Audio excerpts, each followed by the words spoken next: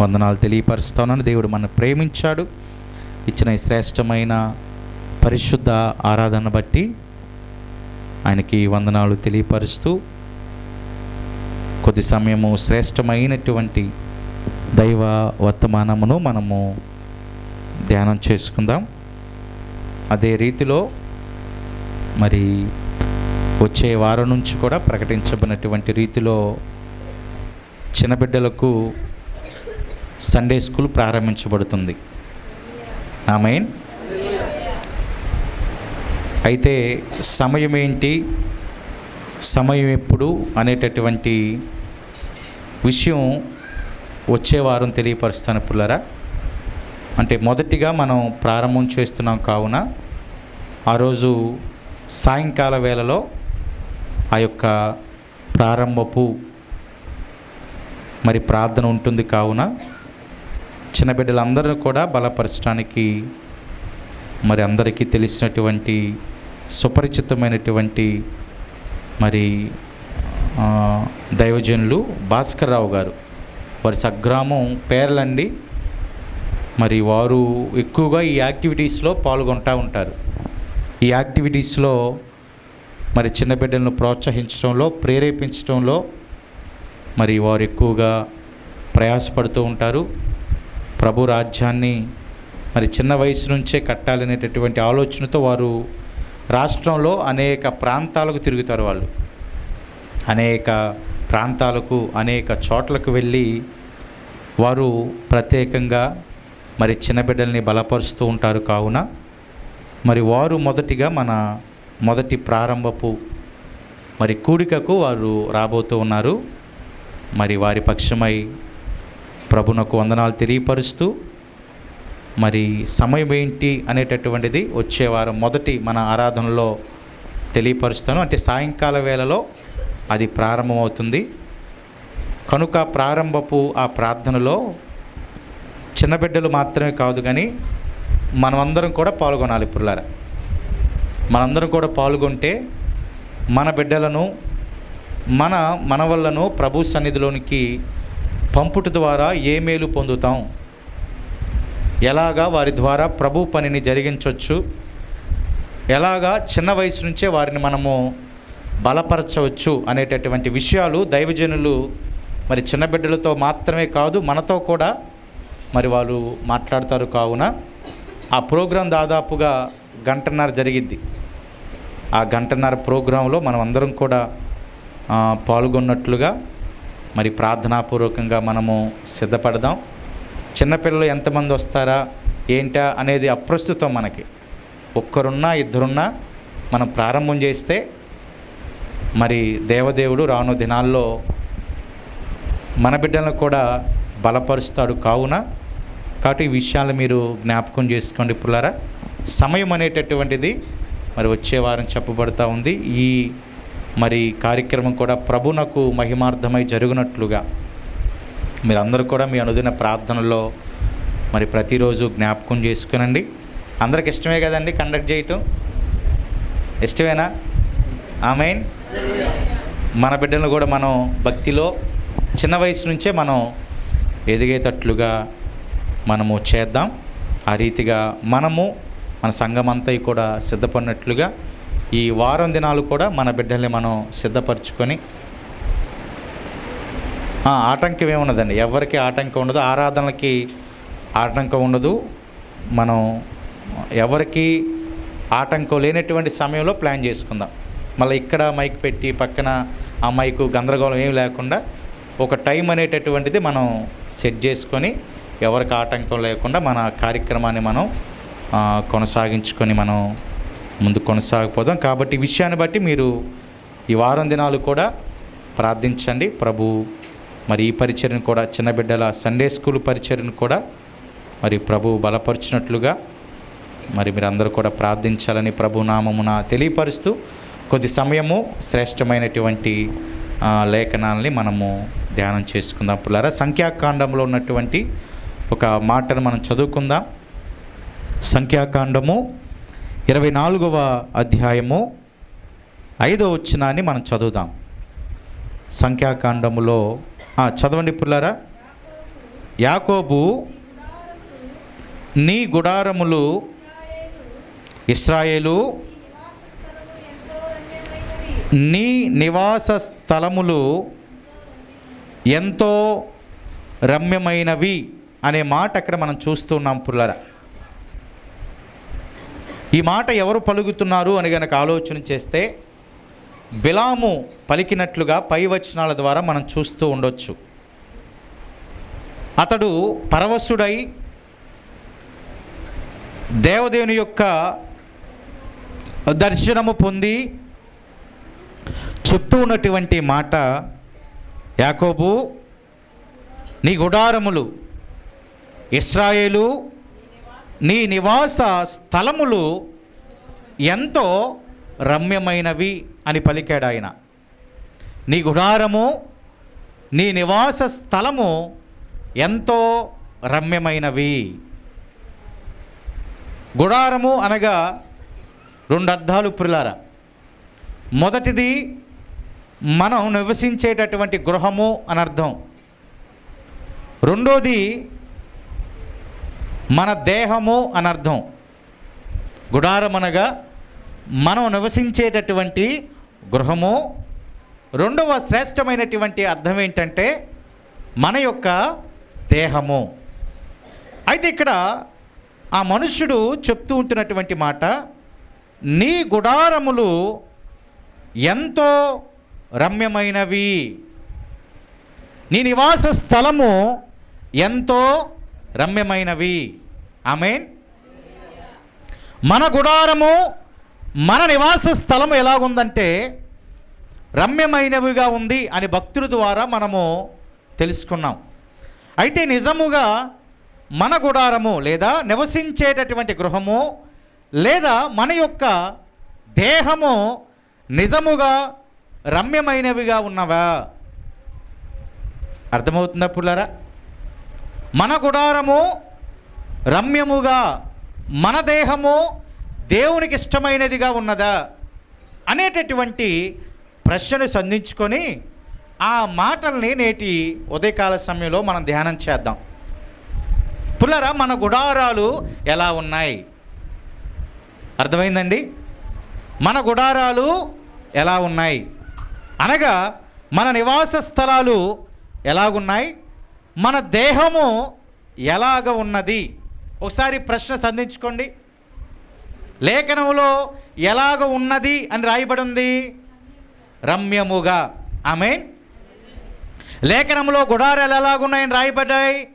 రమ్యముగా. ఇప్పుడు ప్రశ్న, మన గుడారాలు ఎలాగున్నాయి? అలాగే రమ్యముగా ఉన్నాయా? మన దేహం అంతే రమ్యముగా దేవునికి ఇష్టమైనటువంటి దేహముగా ఉన్నదా అనే ప్రశ్నను గనక మనం ఆలోచన చేస్తే జవాబు మన మనసుకు వచ్చేసింది ఆల్రెడీ. జవాబు మనకి ఆల్రెడీ మన హృదయానికి వచ్చేసింది. రమ్యముగా ఉన్నవో లేదో. కాబట్టి మన గృహాలు కానీ మన దేహము కానీ రమ్యముగా ఉండాలి అని బైబుల్ చాలా స్పష్టంగా చెప్తూ ఉంటున్నటువంటి మాట. అయితే పుల్లరా, లేఖనాల్లో కొన్ని మాటలు గనక మనం చూస్తే ఒక రెండు మాటలు చదవండి. ఇర్మియా గ్రంథములో ఒక మాటను మనం చూద్దాం. ఇర్మియా గ్రంథము 10వ అధ్యాయము 20వ వచనాన్ని ఒకరు, అపోస్తుల కార్య గ్రంథములు 15వ అధ్యాయం 17వ వచనాన్ని మరొకరు చదవండి పుల్లరా. నా గుడారము చినిగిపోయెను. ఈ మాట ఇశ్రాయేలుల జనపక్షమై ఇర్మియా గారు చెప్తూ ఉంటున్నటువంటి మాట పుల్లారా. ఏమంటున్నాడు ఆయన? నా గుడారము చినిగిపోయెను, నా త్రాళ్ళన్నీ. అదిగో ఏమన్నారంటే పుల్లారా, ఇర్మియా యొక్క గుడారం కాదు అక్కడ తెగిపోయింది, చినిగిపోయింది.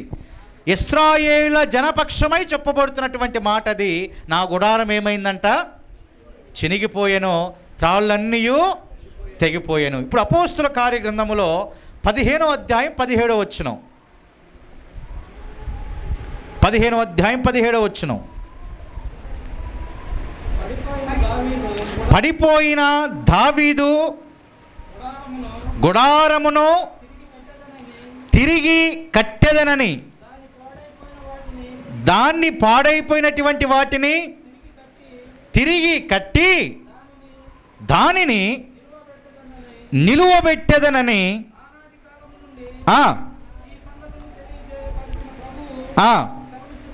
చాలు పుల్లరా. ఇక్కడ రాయబడుతున్నటువంటి మాట, పడిపోయినటువంటి దావీదు గుడారము తిరిగి కట్టెదనని. దేవునికి స్తోత్రం కలుగునుగాక. ఇది కూడా దావీదును బట్టి చెప్పబడినటువంటి మాట కాదు పుల్లరా. పడిపోయిన దావీదు గుడారము అనగా దావీదు ఏలుబడి చేసినటువంటి గోత్రములలో 12 గోత్రములలో ఉన్నటువంటి జనమును బట్టి చెప్పబడుతున్నటువంటి మాట. ఆమేన్. ఇందాక ఇర్మియా కూడా జనుల పక్షమై చెప్పాడు, నా గుడారము చినిగిపోయాను, దానికి ఆధారమైనటువంటి తాళ్ళన్నీ కూడా తెగిపోయాను. ఇక్కడ చెప్పబడుతున్నటువంటి మాట, పడిపోయినటువంటి దావీదు గుడారమును తిరిగి మరలా. ఆమేన్. ఈ 2 మాటలు ఒకే అర్థాన్ని సూచిస్తూ ఉన్నాయి.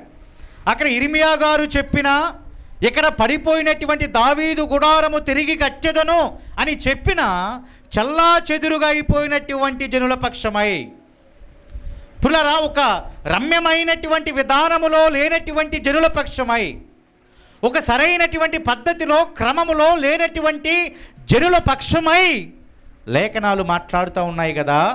ఇదిగో పడిపోయినటువంటి ఆ గుడారము మరలా తిరిగి కట్టెదను. దేవునికి స్తోత్రం కలుగునుగాక. గుడారము పడిపోయింది, దానికి ఆధారమైనటువంటి తాళ్ళన్నీ కూడా తెగిపోయాయి. గుడారము పడిపోవటానికి పుల్లరా తాళ్ళన్నీ తెగిపోవటానికి, ఆ గుడారము ఈ రీతిగా అవటానికి గల కారణాలు ఏమై ఉన్నాయి?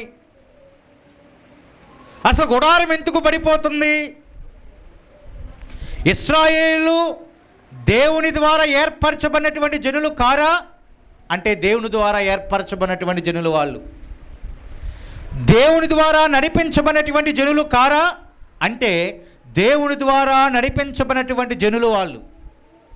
దేవుని కార్యములు వారు కనులారా చూడలేదా అంటే మనకంటే స్పష్టముగా వారు దేవుని యొక్క కార్యములను కనులారా చూచారు. అద్భుత రీతిలో పోషించబడ్డారు, అద్భుత రీతిలో నడిపించబడ్డారు. ఈ రీతిగా మనము ఎలాగైతే ఉన్నామో వారు కూడా సేమ్ అలాగే ప్రభు యొక్క అద్భుత కార్యములను చూస్తూ వారు నడిపించబడినటువంటి ఆ విధానాన్ని ఒకసారి జ్ఞాపకం చేసుకుంటే అసలు వారి గుడారాలు ఏమాత్రం కూడా పడిపోకూడదు. యాక్చువల్గా అయితే నిజముగా అయితే ఆ అద్భుత కార్యములను కనులారా చూసినటువంటి వారి గుడారములు ఏమాత్రము కూడా చినిపుకోకూడదు. దానికి ఆధారమైనటువంటి తాళ్ళు తెగకూడదు. కానీ లేఖనం మాట్లాడుతూ ఉంది, గుడారము పడిపోయింది, గుడారము చినిగిపోయింది, గుడారము పడిపోయింది అనగా వారు నివసించేటటువంటి గృహాలు అలాగే ఉన్నాయి, వారి ఆధ్యాత్మిక స్థితి కూడా అలాగే పడిపోయినటువంటి వారిగా ఉండిపోయారు. గృహాలు అలాగే ఉన్నాయి, ఆనందం లేకుండా, రమ్యము ఏమాత్రం లేకుండా గృహాలు అలాగే ఉన్నాయి. వారి ఆధ్యాత్మిక స్థితి కూడా ఏమైపోయిందంటే పుల్లరా దాదాపుగా పతనం అయిపోయినటువంటి స్థితి. మరి అలా అవటానికి గల కారణాలు ఏంటి? మరి బిలాం ఏం చెప్పాడు? యాకోబు, ఓ ఇశ్రాయేలు, నీ నివాస స్థలము, నీ గుడారములు ఎంతో రమ్యమైనవి కదా అని అన్నాడు ఆయన. కానీ ఇక్కడ రోజులు గడిచినాయి, సంవత్సరాలు గడిచినాయి, రమ్యము అనేటటువంటి ఆ పదము దగ్గర ఆ గుడారం ఏమైపోయిందంట? పడిపోయింది. ఆ గుడారం ఏమైపోయిందంట? చినిగిపోయింది. ఆధారమైనటువంటి తాళ్ళన్నీ కూడా తెగిపోయాయి. సరే, దేవుడు ఎలాగైనా మరలా కట్టగలడు. ఆమేన్. దేవుడు పడిపోయిన గుడారమును నిలబెట్టడానికి సమర్థుడే. కానీ మనం ఏం ఆలోచన చేయాలి? అసలు ఆ గుడారం ఎందుకు పడింది? దానికి ఆధారమైనటువంటి తాళ్ళు ఎందుకు తెగిపోయాయి అనే విషయాన్ని మనం ఆలోచన చేయాలి పుల్లరా. అంటే ఎందుకు మన నివాసాలు రమ్యముగా లేవు, ఎందుకు మన హృదయము కూడా దేవునికి ఇష్టమైనదిగా లేవు అని గనక ఆలోచన చేస్తే ఒక 2-3 కారణాలు బైబిల్ గ్రంథం నుంచి మనం ఆలోచన చేద్దాం పుల్లరా. మొదటి కారణాన్ని గనక మనం చూస్తే ద్వితీయోపదేశ కాండము 1వ అధ్యాయము పుల్లరా 27వ వచనాన్ని మనం చదువుదాం. నీ గుడారములలో సనుగుచు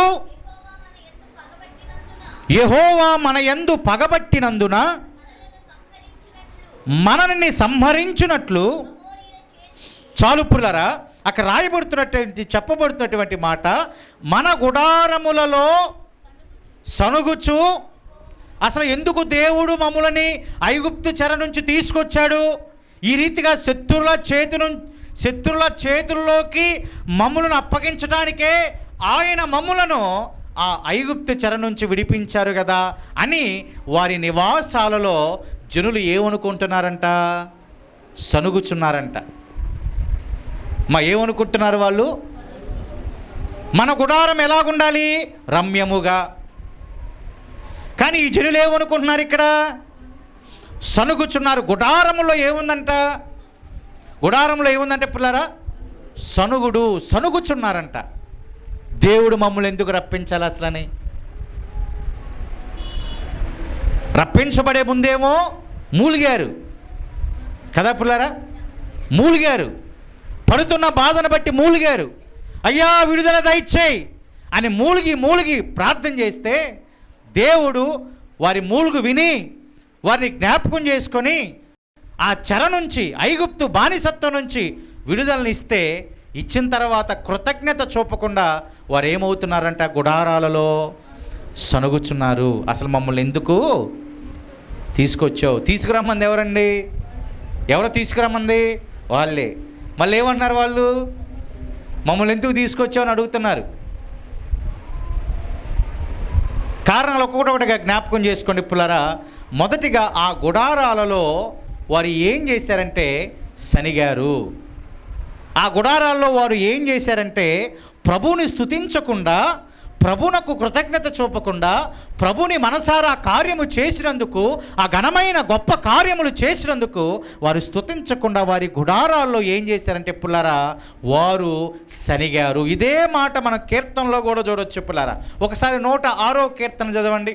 106వ కీర్తన 25వ వచనం ఒకసారి చదవండి పుల్లారా. యెహోవా మాట ఆలకింపక వారు తమ గుడారములలో ఏమన్నారంట పుల్లారా?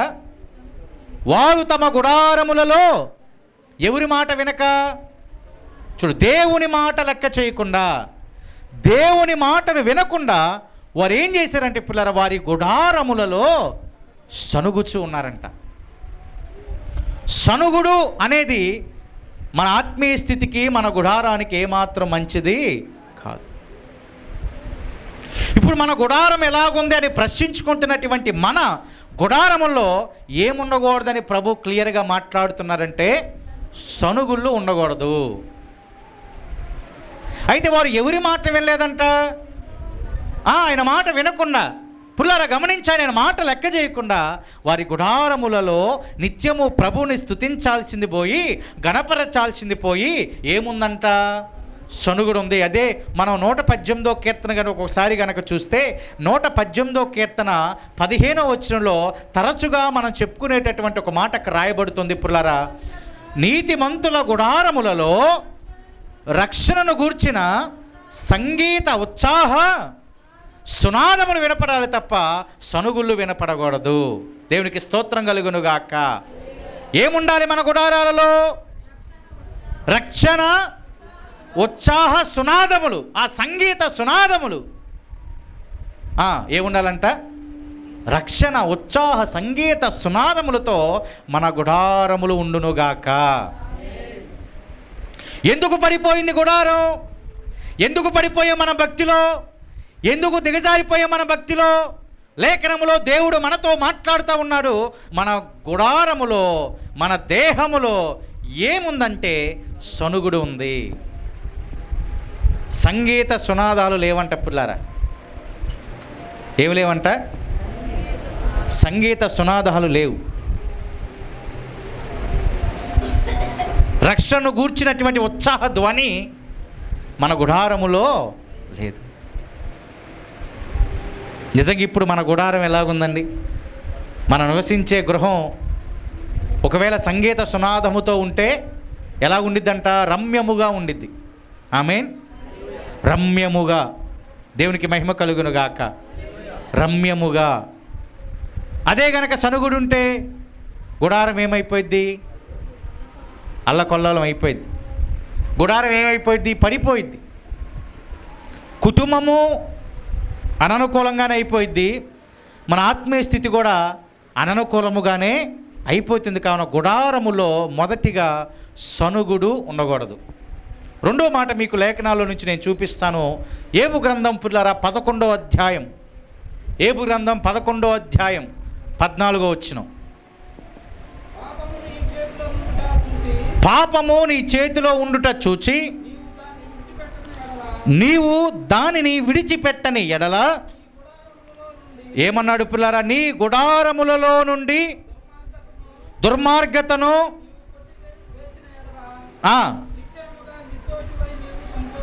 నీ గుడారములో ఉన్నటువంటి దుర్మార్గతను కొట్టివేస్తేనే మనం ఏమవుతామంట?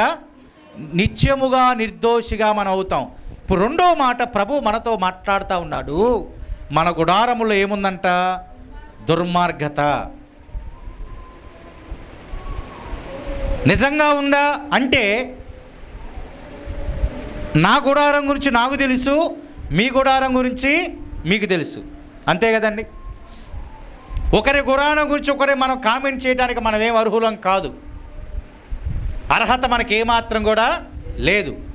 కానీ లేఖనం మాట్లాడుతూ ఉంది, ఒకవేళ మన గుడారములో అదే సనుగుడుంటే, ఒకవేళ మన గుడారములో అదే దుర్మార్గత ఉంటే, అనగా గృహములో ఉన్న మన దేహములో ఉన్న మనం ఏ రీతిగా ఎంచబడతామంటే దోషిగా ఎంచబడతాం. నిర్దోషిగా మనం ఏమాత్రం కూడా ఎంచబడము పిల్లారా. నిర్దోషిగా ఏమాత్రం కూడా మనము ప్రభు ద్వారా ఎంచబడము. కాబట్టి గుడారములో, మన గుడారములో, మన గృహములో, మన యొక్క దేహములో మొదటిది సనుగుడు ఉండకూడదు. రెండోది దుర్మార్గత ఏమాత్రం కూడా ఉండకూడదు. మనం ఏమనుకుంటామంటే ఒరే వాడంత దుర్మార్గుడు ఎవరు లేరురా అనుకుంటామండి. కొన్ని సందర్భాల్లో వాళ్ళు ఏమనుకుంటారు? వాళ్ళంత దుర్మార్గులు ఎవరు లేరు అని వాళ్ళు అనుకుంటారు. మనం ఎవరి గురించి అయితే అనుకుంటామో వాళ్ళు మన గురించి కూడా అనుకుంటారు పిల్లారా. అనుకుంటారా లేదా? అనుకున్నది మనకు తెలియకపోవచ్చు, అనుకున్నది మనకి చెవికి వినపడకపోవచ్చు. కానీ మనం అనుకుంటున్నామంటే వారు కూడా మన పక్షమే నిజంగా అనుకుంటారేమో. అయితే దేవుని బిడ్డగా, దేవుని గుర్తెరిగినటువంటి బిడ్డగా, ఒక క్రమములో నడుస్తున్నటువంటి బిడ్డగా పుల్లారా గమనించండి. మన గుడారములో, మన యొక్క గృహములలో, మన దేహములలో సనుగుడు ఉండకూడదు. రెండోది దుర్మార్గత ఏమాత్రం కూడా ఉండకూడదు. పుల్లారా ఒక మాటను కనుక మనం ఆధారం చేసుకుంటే 84వ కీర్తనలో 10వ వచనాన్ని కనుక ఒకసారి చదివితే అక్కడ రాయబడుతున్నటువంటి శ్రేష్టమైనటువంటి మాట 84వ కీర్తన 10వ వచనం. నీ ఆవరణములలో ఒక్క దినము గడుపుట 1000 దినముల కంటే శ్రేష్టము. భక్తిహీనుల గుడారములలో నివసించుట కంటే నా దేవుని మందిర ద్వారమునొద్ద దేవునికి స్తోత్రం కలుగునుగాక. క్లియర్గా లేఖనం మాట్లాడుతూ ఉంది. భక్తిహీనుల గుడారములలో నివసించుట కంటే నా దేవుని ఎక్కడంట పిల్లారా? మందిర ద్వారమునొద్ద. అసలు మందిరంలో కూడా కాదంట. గమనించండి ఒకసారి. మందిరంలో కూడా కాదంట, మందిర ద్వారమునొద్దే నివసించుట ఎలాంటిదంట? ఆమేన్. మందిర ద్వారమునొద్దే నివసించుట ఎంత మేలు, ఎంత ఇష్టమైతే అసలు మందిరంలో నివసిస్తే ఇంకెలా ఉండిద్దండి? ఆమేన్. అందుకే పై వాక్యం, పై అదే వచ్చులో పై మాట ఏమనుంది? నీ ఆవరణములో. చదవండి ఒకసారి ఆ మాట. నీ ఆవరణములో ఒక దినము గడుపుట ఎన్ని దినముల కంటే శ్రేష్టమంట? దేవునికి స్తోత్రం కలుగునుగాక. 1000 దినముల కంటే దేవుని సన్నిధిలో ఒక్క రోజు గడిపితే అబ్బా ఎంతంట? 1000 దినముల కంటే శ్రేష్టం. 1000 దినముల కంటే శ్రేష్టం అంట. ఒక్క దినము గడిపితే అంటే దాని ద్వారా వచ్చే ఆనందం, దేవుని సన్నిధిలో కొద్ది సమయము గడపడం ద్వారా వచ్చేటటువంటి ఉల్లాసం, ఉత్సాహం, సంతోషం, ఆనందం ఎన్ని దినాలతో సమానం అంట? దేవునికి స్తోత్రం కలుగునుగాక. 1000 దినాలంట పుల్లారా. అంటే సుమారుగా 3 సంవత్సరాలు దాదాపుగా, అంతేనే కదండి? సుమారుగా దగ్గరగా 3 సంవత్సరాలు. అంటే ఒక్కరోజు ఆయన సన్నిధిలో గడిపితే ఎన్ని దినాల ఆనందాన్ని మనం కోల్పోతాం? గడపకపోతే 1000 దినాల ఉల్లాసాన్ని, ఆనందాన్ని మనం కోల్పోతాం. ఇప్పుడు చూడండి మరి, ఎందుకు దైవజనులు పదే అమ్మ సన్నిధికి రండి, దైవ సన్నిధికి రండి, ఆదివారం ఆరాధన మానొద్దు, దైవ సన్నిధికి రండి, ఆనందంగా గడపండి అని ఎందుకు చెప్పేది? ఆ ఒక్క దిన ఆనందం ఎన్ని దినాలతో సమానం అంట? దేవునికి స్తోత్రం కలుగునుగాక. అంటే ఒక్క దినము గడకకపోతే ఎన్ని దినాల ఆనందం కోల్పోతామండి? సుమారుగా 1000 దినాలు కదా, అవునా కాదా? అంటే ఆనందం కోసం మనుషులు ఎదుగుతూ ఉంటారు. సెలవులు ఎప్పుడు వస్తాయి ఎదురు చూస్తూ ఉంటాను నేను. ఎప్పుడు రావాలా నిజంగా అండి. బాపట్ల రైల్వే స్టేషన్లో రైలు దిగంగానే నాకు వచ్చే ఆనందమే వేరు. ఆ ఆనందం వేరు, ఆ ఉత్సాహం వేరు. అమ్మయ్య అనుకుంటా. ఈ సెలవుల కోసం ఎదురు చూసినప్పుడేమో టైం గడవదు. ఆ ముందు రోజు సంక్రాంతి సంబరాలు చేశారు. ఆ సంక్రాంతి సంబరాల్లో టైం అంతా గడిచిపోయింది. నేనేమో కనెక్షన్ చేసుకుంటా ఉన్నా. హెచ్ఎంతో సహా అంతా డ్యాన్స్ చేశారు. మా హెచ్ఎం గారు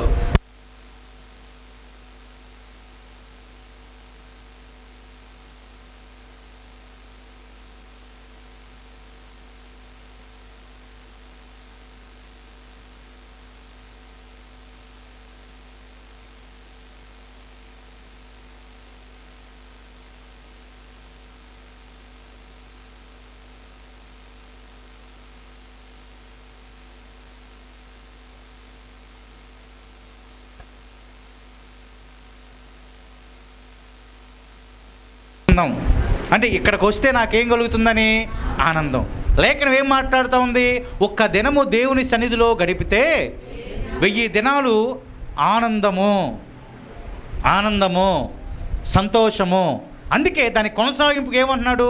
భక్తిహీనుల గుడారములలో నివసించుట కంటే దేవుని మందిర ద్వారమునొద్ద నివసించుట. ఆమేన్. అంటే ఈ మాటలు ఎవరు చెప్తున్నారంటే కోరాహు కుమారులు చెప్తున్నారు. కీర్తన ప్రారంభంలో రాయబడింది కదా పిల్లలు, 84 కీర్తన ప్రారంభంలో అదే ఉందా? కోరాహు కుమారులు రచించినటువంటి ఆ కీర్తనలు. ఎందుకు వారు ఆ మాట చెప్పారంటే మీకు క్లారిటీ చెప్తాను. దినవృత్తాంతములు మొదటి గ్రంథము 9వ అధ్యాయము 19వ వచనాన్ని ఒకసారి చదవండి పిల్లారా. దినవృత్తాంతములు మొదటి గ్రంథము 9వ అధ్యాయము 19వ వచనం. మరియు కోరాహు కుమారులకు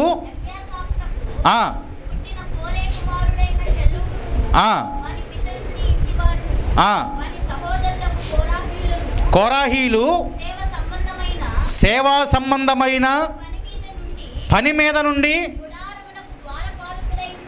గుడారమునకు ద్వార పాలకులై వారి పితరులు యెహోవా పాలెమునకు, దేవునికి మహిమ కలుగునుగాక. వారు ద్వారపాలకులు. వారు దేవుని మందిరమునకు ఎలాగున్నారంట? కాపలాదారులుగా ఉన్నారంట. ఆమేన్. ద్వారపాలకులు అంటే అర్థం అదే కదా పిల్లరా. ద్వారపాలకులు అంటే ఎక్కడ? ద్వారము దగ్గర ఉండేటటువంటి వారిని ద్వారపాలకులు అంటారు. వారు అనుభవములో చెప్పారు కాబట్టి, వారు అనుభవపూర్వకంగా చెప్పారు కాబట్టి వారు ఏమంటున్నారు అక్కడ?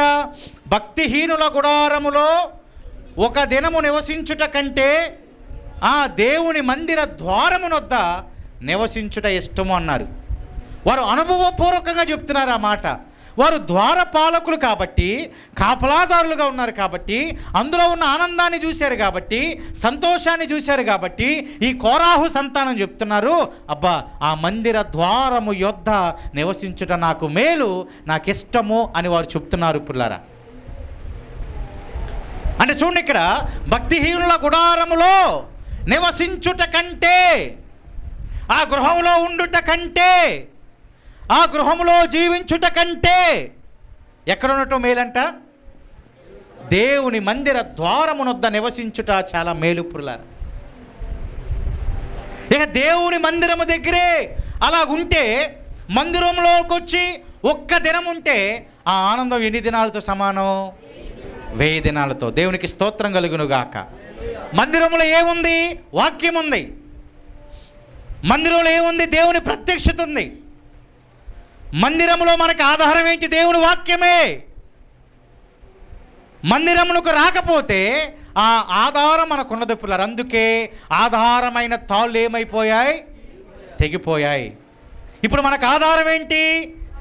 వాక్యమే. దేవుని వాక్యము మనకు ఆధారం కాబట్టి ఇర్మియా గ్రంథంలో మనం చూసాం, గుడారము చిరిగిపోయింది, గుడారము పడిపోయింది, ఆధారమైన తాళ్ళు ఏమైపోయాయంట? తెగిపోయి. మందిరములో నీకు నాకు ఆధారమైనటువంటి ఆ వాక్యము గనక మనకు అందకపోతే, ఎందుకంటలేదు? అది మనం రావట్లేదు కాబట్టి. ఎందుకు ఆ వాక్యం అందట్లేదు పిల్లరా? మన మందిరంలోనికి రావట్లే. మందిరంలో మనకు ఆధారం ఏంటంటే దేవుని వాక్యము కాబట్టి పిల్లరా, ఆ వాక్యము మనకి ఆధారమై మన ఏం చేసిద్దంట? బలపరిచి ధైర్యపరిచి ముందుకు నడిపిస్తుంది. దేవునికి స్తోత్రం కలుగునుగాక. ఆ వాక్యమే మనం ఏం చేసిద్దంట? మన బలపరిచిద్ది.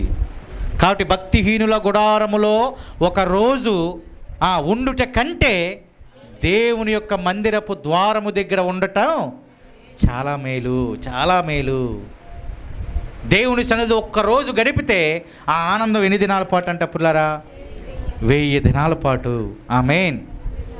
1000 దినాల ఆనందం నువ్వు చూడాలంటే, కుటుంబముతో 1000 దినాల పాటు పుల్లారా సంతోషంగా గడపాలంటే, మనస్ఫూర్తిగా ఒక్క దినం మనం ఎక్కడ గడపాలంట? దేవుని మందిరంలో. ఆమేన్. ఇప్పుడు చెప్పండి, ఆదివారం ఆరాధన ప్రత్యేకత గడుపుట ఎన్ని దినాలతో సమానం? అది కూడా నార్మల్గానా, క్యాజువల్గానా, సాదాసీదాగానా? సంతోషం అంట, ఆనందం అంట, 1000 దినాల మేలంటే పుల్లారా. అందుకని ఇప్పుడు తెలుసుకున్నాం కాబట్టి ఏ రోజున మనం మిస్ చేసుకోవద్దు పుల్లారా. ఏ పనులున్నా దాదాపుగా పక్కన పెట్టేసేయటమే. దాదాపుగా పక్కన పెట్టేసి ప్రభు సన్నిధిలో మనసారా గడిపితే, ఆ ఒక్క దినం గడిపితే 1000 దినాల సంతోషంతో సమానం. కాబట్టి అట్టి మనస్సును మనం ధరించుకోవాలి. కానీ ఇప్పుడు గమనించండి, ఇక్కడ ఎందుకు మన గుడారం, ఎందుకు మన కుటుంబం ఇలా అయిపోతుంది, ఎందుకు మన దేహం ఇలా అయిపోతుందంటే, మొదటిగా మనం చూసాం కుటుంబంలో గుడారములు ఏముందంటే సనుగుడు ఉంది. రెండోదిగా మనం ఏం చూసామంటే దుర్మార్గత ఉంది. మూడోదిగా మనం ఏం చూసామంటే పిల్లలు, ఇక్కడ మనమందరం కూడా దేవుని మందిరములో మనస్ఫూర్తిగా గడపటానికి ఇష్టపడటం లేదు కాబట్టి, ఒక్క దినము కూడా గడపటానికి ఇష్టపడతలేదు కాబట్టి మన గుడారాలు ఏమైపోతున్నాయంట? పనిపోతున్నాయి, చినిగిపోతూ ఉన్నాయి, తాళ్ళన్నీ ఏమైపోతున్నాయి? తెగిపోతూ ఉన్నాయి.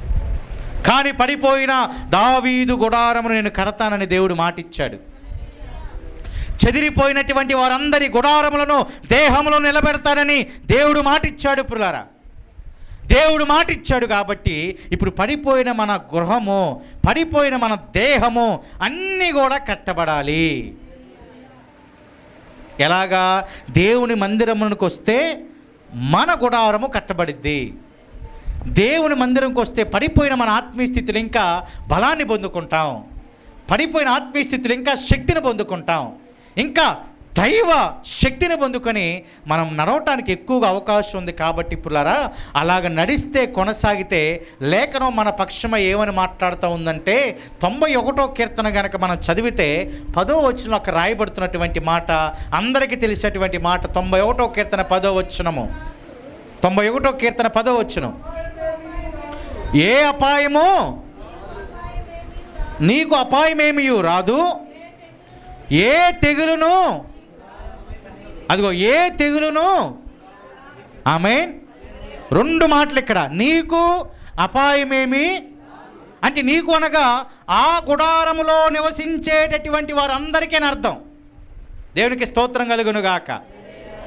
అమ్మ, గుడారములో 4 ఉన్నారా, 5 ఉన్నారా, 10 మంది ఉన్నారా, సంఖ్య అనవసరము.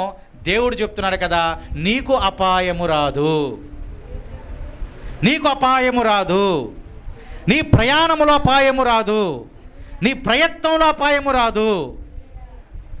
పైగా ఇంకేమన్నాడు అక్కడ, అపాయము నీకు తప్పించి ఏ తెగులు కూడా నీ గుడారము. ఆమేన్. అంటే గృహములో ఉన్న వారందరికీ నెమ్మది, గృహంలో ఉన్న వారందరికీ సమాధానం, గృహంలో ఉన్నటువంటి వారందరికీ బలము. పైగా ఆ గృహానికి ఏ తెగులు కూడా రానే. ఎవరికంట? ఆయన మందిరములో నివసించటానికి ఇష్టపడేటటువంటి వారికి. వారి గృహములో ఉన్న దుర్మార్గతను కొట్టివేసి, పాపము చేతుల నుంచి తీసివేసి, సనుగులు మొత్తం కూడా తీసివేసి, పునరా దేవుని సన్నిధికి రావాలి అని ఆశతో ఆలోచనతో ఉన్నటువంటి వారందరి గృహాలలో వారికి ఏ అపాయము ఏ బిడ్డకి కూడా రానే రాదు, ఏ తెగులు వారి గుడారమునకు. అట్టి కృప దేవుడు మన గృహాలకు, కుటుంబాలకు అనుగ్రహించునుగాక. అలా ఉండాలంటే ఎక్కడ, ఏ సన్నిధిలో గడపాలంట? దైవ సన్నిధిలో. అప్పుడు మన గృహాలు ఎలా పిలువబడతాయి? రమ్యమైనవిగా. సంగీత సునాదాలు వినబడితే ఎలాగ పిలువబడతాయి? రమ్యమైనవిగా. ఉత్సాహం ఉంటే, ఆనందం ఉంటే ఎలా పిలువబడతాయి? రమ్యమైనవిగా. సనుగుడుంటే పడిపోయినవిగా, తెగిపోయినవిగా, పాడైపోయినవిగా, చిరిగిపోయినవిగా మన గృహాలు ఏమాత్రం ఉండకూడదు పిల్లరా. అందుకే లేఖనాల్లో కొన్ని అనుభవాలు కనుక మనం చూస్తే, కొరింథీయులకు రాసినటువంటి 2వ పత్రిక 5వ అధ్యాయము పిల్లరా, కొరింథీయులకు రాసిన 2వ పత్రిక 5వ అధ్యాయము 3వ వచనాన్ని ఒకసారి మనం చదువుదాం. చదవండి ఇప్పుడు. నీ గుడారములోనున్న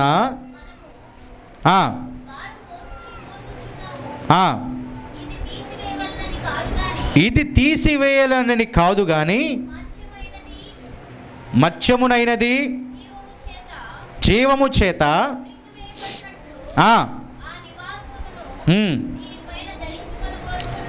దీనిపైన ధరింపగోరుచు. చాలా ఒక్కసారి ఈ మాట జాగ్రత్తగా ఆలోచించండి. ఈ గుడారములోనున్న మనము భారము మోసుకొని మూలుగుచున్నాము అనే మాట అక్కడ మనం చూస్తూ ఉన్నాం పుల్లారా. జాగ్రత్తగా ఆలకించండి. దాన్ని అర్థం చేసుకోవాలంటే మొదటి వచనాన్ని ఒకసారి చూస్తే, భూమి మీద మన గుడారమైన ఈ నివాసము శిథిలమైపోయినను. భూమి మీద మన గుడారమైన ఈ నివాసము శిథిలమైపోయినను. చూడండి ఒకసారి, మన గుడారము శిథిలమైపోయినా. ఒకసారి నీవు భక్తిగా జీవిస్తూ, దేవుని మందిరంలోనే జీవిస్తూ, దేవుని ఆజ్ఞ ప్రకారంగా నడుస్తూ, ఒకవేళ నీకు అననుకూల పరిస్థితి ఎదురైంది అనుకోండి. ఎదురైంది, అరే భక్తిగా ఉన్నాను కదా, ఎదురైపోయింది, నాకేంటి కష్టాలు అని అనుకుంటున్నాం మనం. దాదాపుగా అందరి జీవితాలు ఈ అనుభవం ఉండిద్ది పుల్లారా.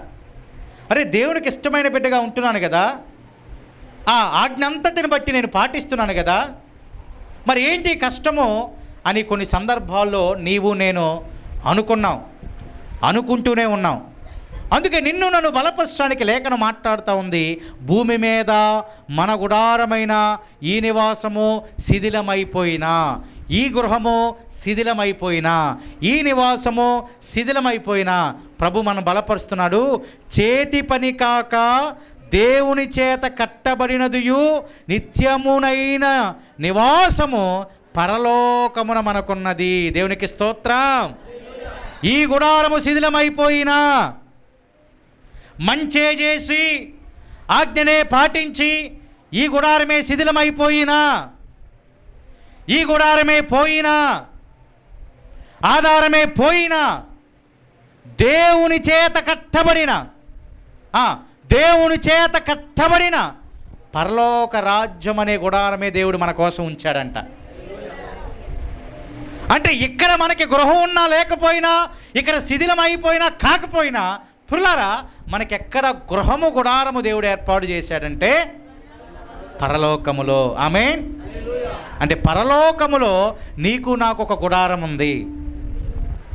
అది శాశ్వతం. ఇది శాశ్వతమా? కాదు. ఏమని రాయబడింది? భూమి మీద ఈ గుడారము శిథిలమైపోయినా, లేకపోతే శరీరమే ఒకవేళ మూలుగుచున్న 3వ వచనంలో అదే మాట మనం చూసాం పుల్లరా. ఈ గుడారంలోనున్న మనము భారం మోసుకొని అనగా గుడారం అంటే శరీరం అని చెప్పాం. భారం మోసుకొని ఒకవేళ మూలుగుచునే ఉన్నామేమో, ఒక నివసించేటటువంటి గుడారమే పోతుందేమో. కానీ ఆయన అంటున్నాడు కదా, పరలోకములో దేవుడు మనకు ఒక గొప్ప గుడారాన్ని ఏం చేశాడంట? దేవుడు మనకు ఏర్పాటు చేశాడు. అందుకే 8వ వచనంలో, ఇట్లు ధైర్యము కలిగి ఈ దేహమును విడిచిపెట్టి ప్రభువునొద్ద నివసించుటకు ఇష్టపడుచున్నాము. కావున దేహమందున్నను దేహము విడిచినను ఆయనకిష్టులమై ఉండవలనని మిగులు అపేక్షించుచున్నాము అంటున్నాడు. అంటే దేహముతో ఉన్న, ఒకవేళ దేహము ఆత్మ దేహమును విడిచిన మనం ఎవరికి ఇష్టలుగా ఉండాలంట? ఆమేన్. ఎవరికి ఇష్టలుగా అంట? ఒకవేళ ఆత్మ దేహముతో ఉన్న, ఆత్మ దేహమును విడిచిన, అంటే ఆత్మ దేహమును విడటం అంటే నిద్రించుట, మరణించుట, ప్రభు పిలుపును అందుకున్న. ఒకవేళ ఉన్నా లేకపోయినా మనం ఎవరికి ఇష్టలుగా ఉండాలంట? ఒకవేళ ఇక్కడ గుడారము శిథిలమైపోయినా, ఒకవేళ ఏ పరిస్థితిలో ఉన్నా, మంచే చేసి ఒకవేళ అననుకూల పరిస్థితి వచ్చినా, ఇదిగో పిల్లరా, యుగ యుగాలు ఉండే గుడారమే దేవుడు మనందరి కోసం సిద్ధం చేశాడంట. నాకుందా అనే డౌట్ వద్దు పుల్లారా. మనస్ఫూర్తిగా దేవుని సన్నిధిలో గడిపిన ప్రతి బిడ్డకు కూడా అక్కడ ఆయన గుడారాన్ని ఏర్పాటు చేశాడు. రమ్యమైన నివాస స్థలాన్ని ఏర్పాటు చేశాడు. దానికోసం మనం ఏం చేయాలంట? ప్రయాసపడాలి. ఈ గుడారము రమ్యముగా ఉండిద్దో లేదో మనకు తెలియదు. అందంగా ఈ గుడారాన్ని మనం తీర్చిదిద్దుకుంటామో లేదో తెలియదు. అంటే మన గృహాలను మనం అలంకరించుకోకపోయినా, పురారా, మన గృహాల్లో ఏ వినబడాలంట? రక్షణ గూర్చిన ఉత్సాహ సంగీత సునాదాలు వినబడాలి. అంటే ఇప్పుడు గృహం రమ్యముగా లేకపోయినా, అంటే చూడటానికి అందంగా లేకపోయినా, దేవునికి మాత్రం ఆ గృహం చూడటానికి ఎలా కనపడిద్దంట? రమ్యముగా. ఆమేన్. అరే, మన చూడటానికి పాతగా ఉంది అయినా పర్వాలా, కానీ దేవుడు ఆ గృహంలో దేన్ని ఉంచాడంటే ఉత్సాహాన్ని ఉంచాడు. చూడటానికి గృహం బాగాల, కానీ ఆత్మీయ దృష్టితో చూస్తే ఆ గృహం రమ్యమైనది. ఈ గృహము శిథిలమైపోయింది, పర్వాలా, అక్కడ ఏముందంట? యుగ యుగాలు నివసించే గుడారం మనకుందంట. ఇవి ఉంటాయా? నేను ఒక 40-50 సంవత్సరాలు ఉంటాయి ఈ గృహాలు, ఈ గుడారాలు ఉంటాయా? ఉంటాయండి. బ్రిటిష్ వాళ్ళు కట్టిన బిల్డింగ్లు నేటి వరకు ఉన్నాయా లేదా?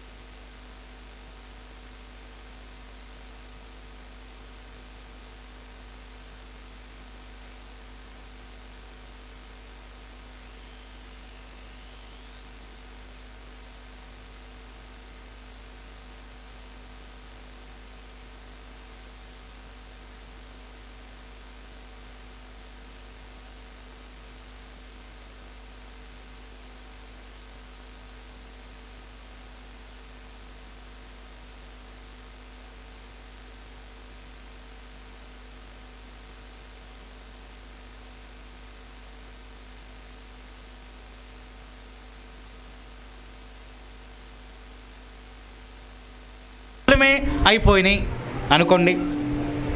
ఏబు దేహం శిథిలమైపోయింది,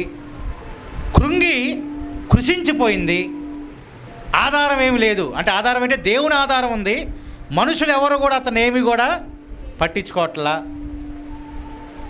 ఆయన ధైర్యంగా ఉన్నాడా లేదా? భక్తిని కోల్పోయాడు లేదా? పిల్లలు కోల్పోయారు అనే బాధ ఉందా? యజమానురాలు దూషించిందనే బాధ ఉందా? స్నేహితులు వచ్చి ఇలా అంటున్నారనే బాధ ఉందా? ఏమీ లేదు. గుడారముల ఆధారం లేదు, ఆరోగ్యం అంతా క్షీణించింది. అయినను ఆయన ఏమాత్రం కూడా భక్తిని విడవకుండా ఆయన దేని మీద ఆధారం చేస్తున్నాడంటే, పరలోకములో దేవుడు నాకు శిథిలము కానటువంటి గుడారమును ఏర్పాటు చేశాడనే నమ్మకం అతనిలో వచ్చింది. ఆమేన్. దేవునికి మహిమ కలుగును గాక. భూమి మీద ఈ గుడారము శిథిలమైపోయింది, అయినా పర్వాలేదు. ఒకవేళ అననుకూల పరిస్థితులు మన ఎద్దుకు వచ్చి మన శరీరమే కుషించవచ్చు, అయినా పర్వాలేదు. ప్రభువు ఇదిగో ఆ రాజ్యములో నీకు ఒక గుడారాన్ని ఇచ్చి నిత్యమైన వెలుగుగా దేవుడు మనందరం కూడా మలిచే దినాలు రానున్న రోజుల్లో మనకు రాబోతూ ఉన్నాయి. కాబట్టి దానికోసం కనిపెట్టి మనం చూడాలి పుల్లారా, దానికోసం కనిపెట్టి మనం నడవాలి. ఆ రీతిగా గనక మనం జీవిస్తే, ఆ రీతిగా గనక మనం నడిస్తే దేవుడు మనం దీవిస్తాడు, ఆశీర్వదిస్తాడు, మన గృహాలన్నిటిని కూడా రమ్యమైనవిగా ఎంచుతాడు. రమ్యముగా దేవదేవుడే ఎంచుతాడు. అంటే గృహము అందంగా కనపడటానికి ప్రయాసపడద్దు, మన గృహములో భక్తిగా ఉండటానికి ప్రయాసపడాలి. గృహము చూడటానికి అందంగా ఉండటానికి ప్రయాసపడద్దు, మన యొక్క గృహము దేవునికి ఇష్టంగా కనబడటానికి. ఇందాకేం చూసాం మనం?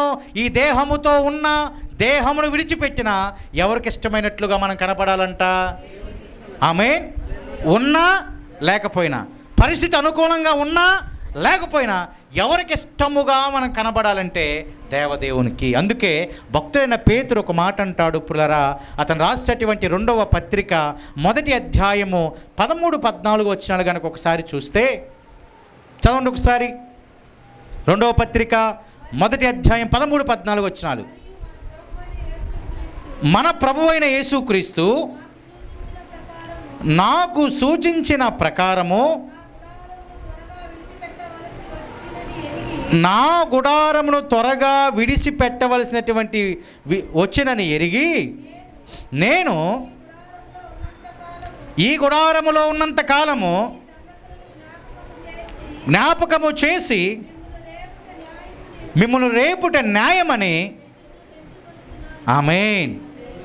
ప్రభువైన యేసు పేతురు గారికి, అపోస్తలుడైనటువంటి పేతురు గారికి సూచించిన ప్రకారముగా నా గుడారమును త్వరగా విడిచిపెట్టవలసి వచ్చునని ఎరిగాడు. అంటే నా సమయం దగ్గరగా ఇక ఉంది, ప్రభు పిలుపుని నేను అందుకోబోతున్నాను అని ఎవరు గమనించారు? పేతురు గారు. అపోస్తలుడైన పేతురు గారు గమనించారు అన్నమాట. ఇక నా దినాలు వచ్చేసినాయి, దగ్గరికి వచ్చేసినాయి అని ఎరిగి ఆయన ఏమన్నాడంటే, నేను ఈ గుడారములో ఉన్నంత కాలము ఈ సంగతులను జ్ఞాపకం చేసుకొని మిమ్ములను రేపాలి అంటున్నాడు. ఆమేన్. మిమ్ములను రేపాలి, అది న్యాయము అంటున్నాడు. అనగా మిమ్ములను బలపరచాలి. ఈ గుడారములో ఉన్నంత కాలము అనగా ఈ దేహము విడిచిపెట్టే ఎప్పుడొచ్చిందో నాకు తెలియదు, ఆ దినము వరకు కూడా నా ప్రయాస ఏంటంటే జనులను రేపాలి, అనగా భక్తిలో వారిని బలపరిచి వారి ముందుకు నడిపించాలని పేతురు గారు చెప్తూ ఉంటున్నటువంటి మాట. ఆమేన్.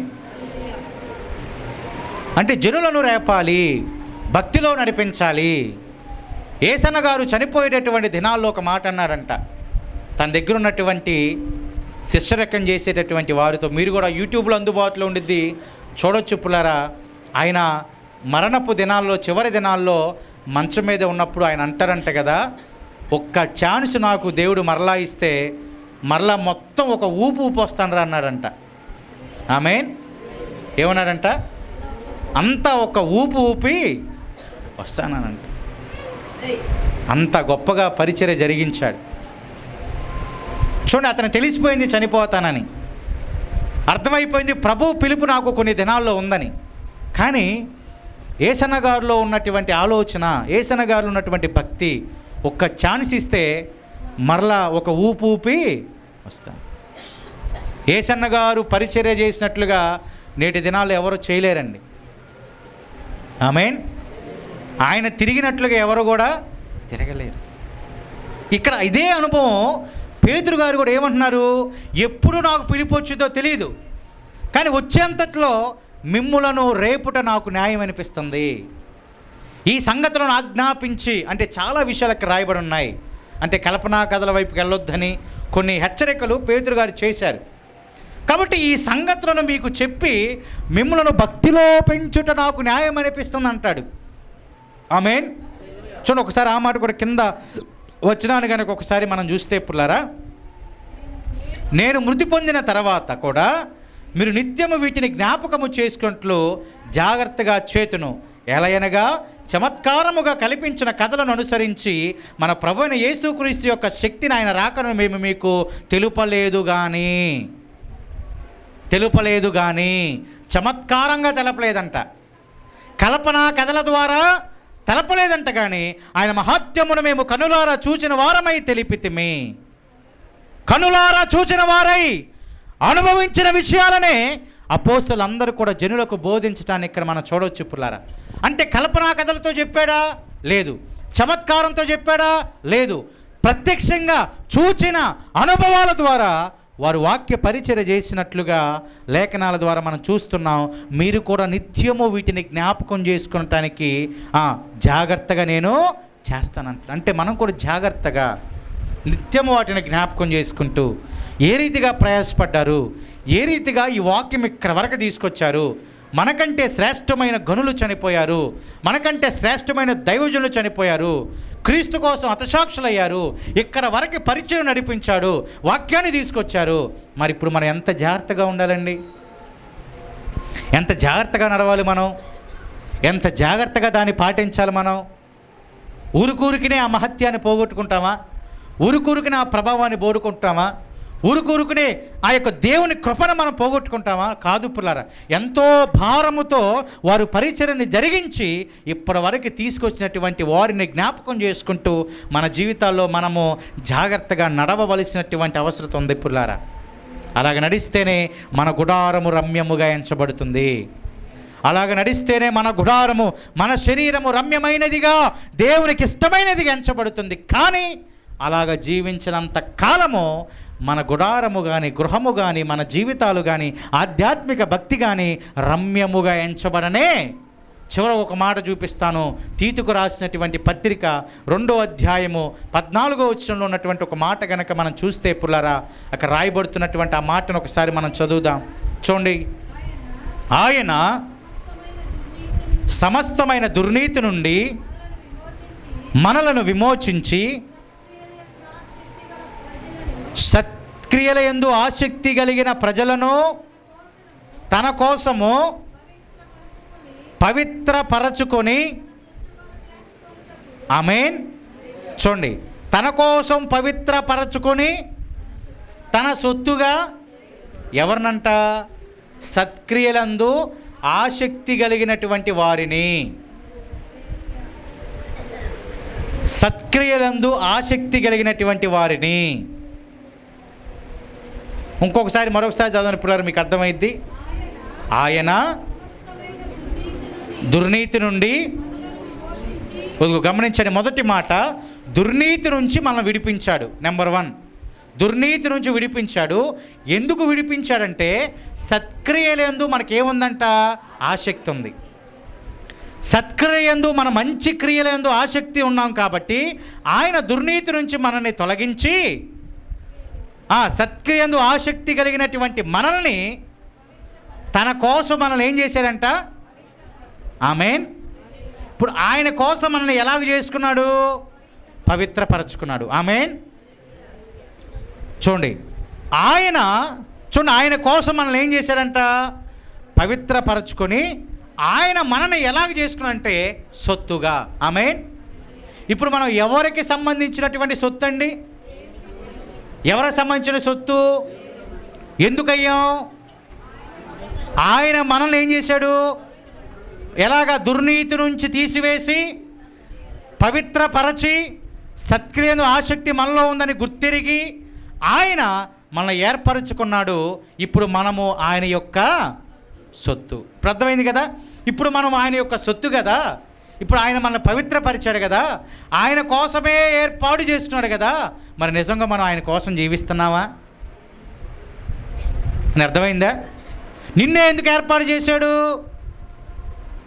ప్యారిలిపాల్లో చాలామంది ఉన్నారుగా. ఓటర్ లిస్ట్ చూస్తే ఎంతమంది ఉన్నారు, ఓట్లు వేసేవాళ్ళు అర్థమైంది కదా, మొత్తం జనాభా అర్థమైపోయింది కదా. ఇప్పుడు వాళ్ళందరికంటే ముందు నిన్ను ఎందుకు ఎన్నుకున్నాడు? ఏదో ఉన్నట్లేగా. ఆమేన్. ఉందంటారా లేదంటారా? ఉందా లేదండి? ఏముంది? సత్క్రియలందు ఆసక్తిని దేవుని నీలో నాలో చూశాడు. ఆమేన్. అంటే వారిలో లేదంటే వారిలో ఉంది, వారి క్రమం తర్వాత అది. ఇప్పుడు ఎప్పుడు ఎవరికి ఎలా మారు మనసు కలిగితో తెలియదుగా, చెప్పలేం కదండి. ఇప్పుడు వారికంటే ముందుగా నిన్ను ఏర్పాటు చేసుకున్నాడు. నిన్ను ఆయన ఏం చేశాడంటే పవిత్రపరిచాడు. ఆ మాట చూడండి పిల్లలు, నేనేం చేశాడంట? ఎలాగా? యవన రక్తముతో. ఆమేన్. నిన్ను ఏర్పాటు చేసుకొని యవన రక్తముతో పవిత్రపరచుకొని పుల్లరా తన సొత్తుగా నిన్ను ఏర్పాటు చేసుకున్నాడు కదా. మరి ఇప్పుడు మనం ఆయన సొత్తుగా ఉన్నావా?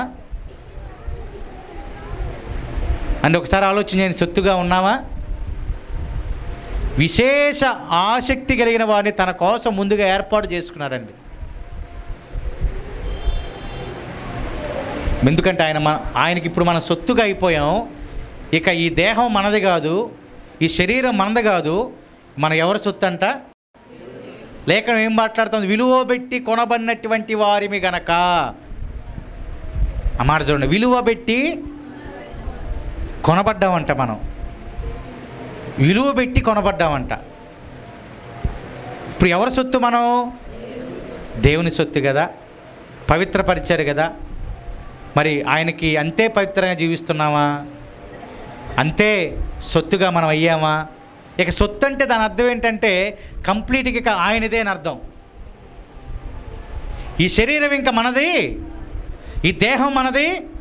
ఎవరిది? ఇంకా కంప్లీట్గా ఆయనదే అని అంగీకరించిన మన గుడారములో ఇంకా దుర్మార్గత కనపడితే, ఇంకా మన గుడారములో సనుగుడు కనపడితే, ఇంకా మన గుడారాలలో దేవుని సన్నిధికి వెళ్ళాలనే ఆలోచన లేకపోతే, పుల్లరా ఒకసారి ఆలోచించండి. అప్పుడు గుడారం చినిగిపోదా? అప్పుడు గుడారం పడిపోదా? ఆధారమైన తాళ్ళు తెగిపోవా? నేను ఎందుకు ఏర్పాటు చేసి, మనం ఎందుకు ఏర్పాటు చేయబడ్డామో తెలుసు, ఎందుకు పిలువబడ్డామో తెలుసు, ఎందుకు మనల్ని పవిత్రులుగా చేశాడో తెలుసు. కంప్లీట్గా ఆయనకి సరెండర్ అయిపోయిన తర్వాత, ఆయన బౌండరీస్లోకి వచ్చేసిన తర్వాత, ఇంకా మనం ఆయన బౌండరీస్ దాటి మనకు నచ్చినట్లుగా ప్రవర్తిస్తే ఇంకా గుడారం ఎందుకు పడిపోదు? ఒక గీత గీశాడు, ఒక సర్కిల్ ఉంది, ఈ సర్కిల్లోకి మనం వచ్చేసాం. ఈ సర్కిల్లోకి వచ్చేసి జీవించే దినాల్లో పరిస్థితిని బట్టి సర్కిల్ నుంచి బయటకు వచ్చాం. అంటే దేవుని ఆజ్ఞ నుంచి మనం ఏమైపోయాం? బయటకు వచ్చాం. అయితే దేవుని ఏం చేశాడు? పవిత్ర పరిచయం తీసుకొచ్చాడు అక్కడికి. ఆమేన్. నేను ఏర్పాటు చేసుకుని తీసుకొచ్చాడు, బలవంతంగా తీసుకొచ్చాడా? దైవజనులు ఏమడుగుతారండి బాప్తీసం ఇచ్చేటప్పుడు? ఇష్టంగా ఉన్నావు అని అడుగుతారా లేదా? బలవంతంగా ఎవరైనా నడిపించారని అడుగుతారు కదా. అడిగితే మనం ఏం చెబుతాం? మనస్ఫూర్తిగా ఇష్టమేనయ్యా, బలవంతం లేదు, నేను యేసయ్య నిజరక్షకుడని నమ్మాను అన్న తర్వాతే దైవజనులు చివరి నిమిషంలో కూడా బాప్తీసం ఇస్తారు. అంటే చివరి సమయంలో కూడా అడుగుతారు, పరీక్షిస్తారు. అంటే నువ్వు పూర్తిగా విల్లింగ్ అయ్యావు. ఏమని? ఆయనకి సొత్తుగా నేను అయిపోతాను, ఆయన బౌండరీస్లోకి వస్తాను, ఆయన రింగులోకి వస్తాను అని అయిపోయి అనిపించిన తర్వాత కొన్ని దినాలు జీవించి అబ్బే తూచిన ఆ బౌండరీ లేదు, నేను బయటికి వచ్చేస్తానంటే కుదిరిద్దా? బౌండరీలో ఉన్నంత కాలమే ఆయన కృప. ఆమేన్. బౌండరీ దాటేవంటే ఎవరిని మీరినట్టు? దేవుని ఆజ్ఞనే మీరినట్టు. ఎవరిని కాదన్నట్టు? దేవుణ్ణే కాదన్నట్టు. అది చూడండి, దేవుణ్ణే కాదన్నట్టు. మరి దేవుణ్ణే కాదని వచ్చేస్తే కొన్ని సందర్భాల్లో గుడారాలు చినిగిపోతాయి. నా మాట గమనించండి, ఇది నెగిటివ్గా తీసుకోవద్దు. దేవుణ్ణి కాదని కనుక వస్తే మన గుడారాల్లో ఈ యొక్క ఆశీర్వాదం ఏమాత్రం కూడా ఉండదు పిల్లారా. నివసించేంతకాలం దేవుని బౌండరీస్లోనే, ఆ ఆజ్ఞలలోనే మనం నివసించాలి. అవును కదా? అందుకే ఆయన అన్నాడు, ఇప్పుడు మీరు నా సొత్తు, నేను మిమ్మల్ని పవిత్రపరచా. పాపముతో ఉంటే, శాపముతో ఉంటే, ఏ విధమైనటువంటి ఆధారం లేనప్పుడు ఉంటే నేనే నీ యొద్దకు వచ్చి, మనమేమి రాలా, ఆయనే మన యొద్దకు వచ్చాడు. ఆయనే మన యొద్దకు వచ్చాడు. ఆయనే మన యొద్దకు వచ్చి మనని లేవనెత్తి, బలపరిచి, ధైర్యపరిచి, మనని పవిత్రులుగా చేస్తే, పవిత్రురాలుగా చేస్తే, ఆయన సొత్తుగా చేస్తే, ఇప్పుడు మనం ఏమైపోయామండి? ఆయన మాటని ధిక్కరించేవారిగా, ఆయననే వ్యతిరేకించేటటువంటి వారిగా అయిపోతే మన గుడారాలు చినిగిపోతాయి, భక్తిలో పడిపోతాం. అది దేవుని సంకల్పం కాదు. దేవుని సంకల్పం ఏంటంటే నీ గుడారము రమ్యముగా ఉండాలి. రక్షణ, ఉత్సాహ సంగీతముతో మన గుడారాలు ఉండాలి. అది పుల్లర దేవుని యొక్క ఆలోచన. ఒక్కసారి వచ్చిన తర్వాత మనకు నచ్చినట్లుగా జీవించడానికి ఇక లేదు. అర్థం చేసుకోండి. ఒక్కసారిగా వస్తే మనకు నచ్చినట్లుగా మళ్ళీ వెళ్తాను, వస్తాను, రింగే కదా, ఏముందో అనుకోవడానికి లేదేక. మనం ఏంటంటే సాధారణంగా నచ్చినప్పుడు బయటికి వెళ్ళి మళ్ళీ ఏమొస్తాం, లోపలికి వస్తాం. ఆ సర్కిల్ నుంచి బయటికి వెళ్ళి కొన్ని దినాలు జీవించి మళ్ళీ ఏదో ఒక బుద్ధి దేవుడు చెబుతాడు. అప్పుడు రాగానే మనకు జ్ఞానం వచ్చి, బుద్ధి వచ్చి మళ్ళీ ఎక్కడికి వస్తాం, మళ్ళీ సర్కిల్లోకి వస్తాం. మళ్ళా ఆ చక్రం తిరుగుతూ ఉండిద్ది. వాటర్ సైకిల్ తిరుగుతూ ఉండేది కదండి. వాటర్ సైకిల్, వర్షం పడతాం, ఆవరైపోవటం, మళ్ళీ వెళ్ళటం, మళ్ళీ వర్షం పడతాం. ఆ వాటర్ సైకిల్ జలచక్రం ఎలాగైతే తిరుగుతూ ఉండిద్దో మళ్ళీ సర్కిల్లో ఉంటాం. కొన్నాళ్ళు అవ్వగానే మళ్ళీ బయటికి వెళ్తాం. దేవుడు ఒక బుద్ధి చెబుతాడు, మరలా సర్కిల్లోకి వస్తాం. ఇది కాదు ఆయన మన యుద్ధం నుంచి కోరుకుంటుంది. కంప్లీట్గా మనం ఆయన సొత్తు అయిపోయాం. కంప్లీట్గా ఆయన మనం పవిత్రపరిచేసాడు. కంప్లీట్గా ఆయన బిడ్డలుగా అయిపోయాం మనం. ఇక నా చేతుల్లో ఏమీ లేదు. ఇంకా ఎలాగ ఆయన నడిపిస్తే అలాగ వెళ్ళటమే. శోధన ద్వారా నడిపిస్తారా, పర్వాలా, తర్వాత మనం సువర్ణంగా మార్చబడతాం. అవునా కదా? నడిపించబడితే ఆనందంగానే, తర్వాత సువర్ణముగా మార్చబడతాం. పుల్లారా, అన్ని విషయాన్ని జ్ఞాపకం చేసుకోండి. నా గుడారం ఎలాగుందో, మీ గుడారం ఎలాగుందో, మన గుడారాలు ఎలాగున్నాయో, మనం నివసించే గృహంలో ఈ రీతిగా ఉందో లేదో ఒకసారి ఆలోచన చేసుకుందాం. మన దేహంలో ఇట్టి భక్తి ఉందో లేదో ఒకసారి ఆలోచన చేసి, ఈ రెండు చాలా ప్రాముఖ్యమైనవి. నివాసం ఎలాగుందో చూసుకునుట, మన దేహం ఎలాగుందో కూడా చూసుకుంటే చాలా ప్రాముఖ్యము. కాబట్టి మనం 1000 దినాల పాటు సంతోషం చూడాలంటే ఈ ఒక్క దినాన్ని మిస్ చేసుకోవద్దు. సనుగులే ఉన్నా దూరం చేసుకోండి, దుర్మార్గత ఉన్నా దూరం చేసుకోండి, లేకపోతే దేవునికి వ్యతిరేకమైన మనసు స్వభావం ఉన్నా దూరం చేసుకోండి. చక్కగా మంచిగా మంచి మనసుతో, మనస్సాక్షితో ప్రభుని మనసారా స్తుతిస్తూ, గణపరుస్తూ, చక్కగా అనేకులను పలకరిస్తూ, ప్రేమతో చూస్తూ మన యొక్క రాను దినాల్లో మనం కొనసాగిపోదాం. ఎన్ని దినాలో మనకు తెలియదు, ఎన్ని రోజులో మనకు తెలియదు. ఈ ఉన్నన్ని దినాలు మంచిగా, మంచి ప్రవర్తనతో, మంచి ఆలోచనతో, దేవునికి సొత్తైన బిడ్డలుగా, మనల్ని పవిత్రం చేసుకున్నటువంటి మనసుతో అంతే పవిత్రంగా మనం జీవిస్తే, నడిస్తే, కొనసాగితే, ప్రియా దేవుని సంగమా, నీకు ఏ హాని రాదు, ఏ తెగులు మన గుడారానికి. ఆమేన్. నమ్మండి ఈ మాటని. మనకి ఏ హాని రాదు, ఏ తెగులు మన గుడారానికి, నివసించే గృహానికి రాదు, ఈ దేహానికి కూడా రానే. అటు ధన్యత దేవుడు మనకు అనుగ్రహించును గాక. దేవుడి మాటలను దీవించును గాక. అందరం మోకరిద్దాం, ప్రార్థన చేద్దాం. విత్తబడిన వాక్యాన్ని బట్టి ప్రార్థన చేద్దాం. ప్రార్థనాపూర్వకంగా ముందుకు మనం కొనసాగుదాం. ప్రార్థనలో ముందుకు కొనసాగుదాం. విత్తబడిన మాటలను జ్ఞాపకం చేసుకుంటూ ప్రార్థనలో కొనసాగుదాం. ప్రార్థనలో కొనసాగుదాం. ఎవరు మౌనంగా ఉండొద్దు పుల్లరా. నీ గుడారం ఎలాగుందో ఒకసారి పరిశీలన చేసుకో. నీ దేహం ఎలాగుందో ఒకసారి పరిశీలన చేసుకో. నీ గృహము దేవునికి ఇష్టమైన గృహంగా ఉందో లేదో పరిశీలన చేసుకో. ఆ విధమైనటువంటి విధానాలు, ఆజ్ఞలు మనం పాటిస్తున్నామో లేదో ఒకసారి జ్ఞాపకం చేసుకో. ప్రభు మనతో మాట్లాడాడు, మనతోనే మాట్లాడాడు పుల్లారా. కావున జ్ఞాపకం చేసుకో, దాని ప్రకారమై నడుచినట్లుగా, జీవించినట్లుగా ప్రభు కృప కోసం కనిపెట్టి మనం ప్రార్థన చేద్దాం. ప్రార్థనలో ముందుకు కొనసాగుదాం. నిజమే ప్రభువా, దుర్మార్గత నాలో ఉంది, దుర్మార్గత నా గృహంలో ఉంది. ఇన్ని రోజులు నేను సనిగాను, ఇన్ని రోజులు నేను సనుక్కున్నాను. నా యొద్ద నుంచి తీసివేయి, కంప్లీట్గా పవిత్రపరచు. నీ సొత్తుగా చెయ్యి, నీ బిడ్డగా చెయ్యి, ఇష్టపడే బిడ్డగా నన్ను చెయ్యి, మలచమని ప్రభుని అడుగుదాం. ప్రార్థన చేద్దాం. ప్రార్థనలో ముందుకు కొనసాగుదాం. సహోదరుల వినయ్ మనందరినీ ప్రార్థనలో ముందుకు నడిపిస్తారు.